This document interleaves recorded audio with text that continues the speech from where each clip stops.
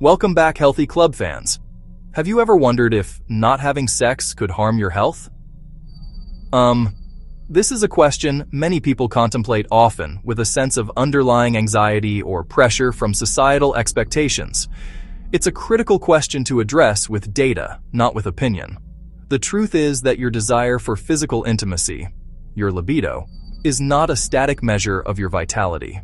New and emerging studies are revealing sexual desire can fluctuate significantly with the seasons. New studies show that your libido changes with the seasons, sometimes by more than 40%. In some people, desire can drop substantially, particularly during the shorter, darker days of the year. This essay will look at the biological mechanisms that explain why. We'll provide a clear framework for understanding your body. This essay promises a clear benefit: to empower you with knowledge.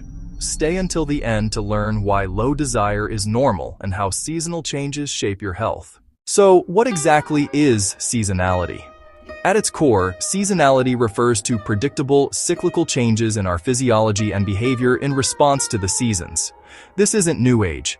It's a deeply embedded biological reality rooted in our evolutionary history. For millennia, survival depended on adapting to dramatic environmental shifts. Daylight exposure, ambient temperature, food availability, different levels of physical activity. Our bodies evolved internal mechanisms to anticipate and respond to these yearly cycles, ensuring we could conserve energy in winter and capitalize on the abundance of spring and summer. These adaptations can profoundly influence major biological systems. The most powerful driver is light, how much and when it hits your eyes each day. Light information enters our eyes and is transmitted to a master clock in our brain called the suprachiasmatic nucleus.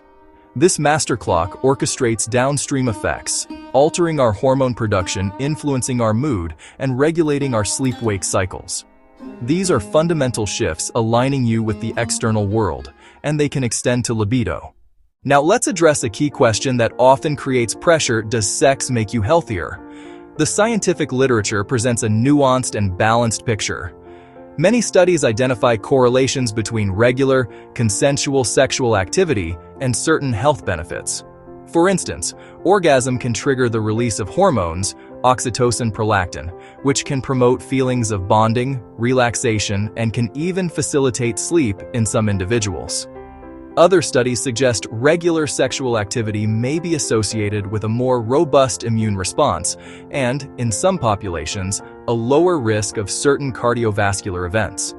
These findings are valid for the people within those studies.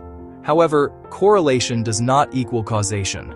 It's equally plausible that healthier people, more energy, better stress regulation, stronger social ties, are more likely to be sexually active. Health is multifaceted: sleep, nutrition, movement, social connection, and medical care. You can be exceptionally healthy with very little or no sex at all. When desire wanes, it is rarely due to a single cause. More often, several factors converge, some biological, some environmental. Medications are frequent contributors. SSRIs are a primary example. They raise serotonin to help mood, which can dampen dopamine pathways tied to drive. Other meds, blood pressure drugs, hormonal contraceptives, and prostate treatments can as well. Stress is another major factor. Work pressure, financial worries, or conflict triggers fight or flight. That raises cortisol, which suppresses sex hormones like testosterone. Reproductive desire goes on the back burner. Hormonal imbalances, low testosterone, thyroid issues can directly reduce libido. Insufficient or poor quality sleep lowers energy and motivation. Low vitamin D can link to low energy and depressive symptoms. Finally, changing seasons via light, mood, and energy can drive yearly libido fluctuations. A decrease in desire is not always a problem to solve. Often it's a normal, adaptive, even healthy response of your system. Postpartum, new parents commonly experience reduced desire due to sleep loss, recovery, and bonding hormones. Necessary meds like SSRIs can blunt dopamine circuits. This is a predictable trade-off for stability. During intense stress or grief, safety and recovery take priority. Desire recedes. Shorter, darker days shift melatonin, serotonin, and dopamine, Many feel more introspective and lower energy. Seek help if low libido brings significant sadness, anxiety, or distress. If mismatch harms relationship quality, consider couples or sex therapy. See a doctor for persistent fatigue, weight changes, hair loss, cycle changes, pervasive low mood. If severe depression or self-harm thoughts emerge, seek immediate professional support. If this is helpful, keep watching, because the biggest truth about libido and health is coming up next. The truth is that you are in control of your overall wellness, not your libido. Libido is an output, like a check engine light, not the engine. Let's do a deeper dive into the mechanisms driving seasonal libido. The system is anchored by the daily cycle of light and darkness. When sunlight enters your eyes, signals travel to the brain's master clock. In spring and early summer, days are longer, and sunlight is more intense. Increased light suppresses melatonin, boosting daytime alertness. Abundant sunlight increases dopamine activity. Dopamine drives motivation, drive, and reward-seeking behavior. This can translate into heightened social and sexual interest. Autumn and winter send different signals. Shorter days reduce light intensity. Darkness prolongs melatonin release. More sleepiness, sluggishness.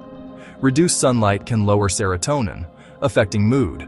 The state favors conservation and introspection and varies by individual sensitivity and genetics. Given this understanding, you can implement healthy, non-sexual protocols to support wellness and gently support libido. First, manage light. Get 10 to 30 minutes of morning sunlight within an hour of waking. Direct light exposure matters. This sets your master clock and suppresses melatonin. If safe, skip sunglasses to maximize the light signal. Prioritize sleep hygiene. Consistent bed and wake times stabilize circadian rhythm. Keep your room dark, cool, and quiet. Avoid bright screens 1 to 2 hours before bed to protect melatonin. Poor sleep inhibits energy, mood, and libido. Move regularly, 30 to 45 minutes of moderate activity most days. Walking, cycling, or resistance training all help. Exercise boosts dopamine and endorphins and regulates cortisol. Build nutrition, adequate protein, healthy fats, and plenty of vegetables. Minimize excessive alcohol. It disrupts sleep and suppresses sexual function. Cultivate non-sexual intimacy. Talk openly with a partner or close friend. Engage in shared activities. Simple touch can release oxytocin and strengthen safety. Prerequisites for genuine desire. Many healthy, vibrant people do not have sex, and they are not less healthy because of it. Culture often conflates sex with vitality. That view is narrow. Many choose celibacy for a time or long term and build rich, fulfilling lives. Others identify as asexual, simply a variation of human experience. True health is broader. Daily behaviors build wellness. Your libido is not a measure of your worth or your health. It's a dynamic biological signal responding to many cues. Seasonal changes and stressful periods can lower desire, and that can be normal. If low desire causes significant distress, seek compassionate professional help. Otherwise, release the pressure and focus on gentle, consistent wellness steps. You are the chief architect of your well-being. Respect your rhythms, work with them. If your desire changes with the seasons, you are not alone. Small, intelligent adjustments, sleep, stress, movement, sunlight, help you feel your best. Your worth is intrinsic and not tied to how much you want sex.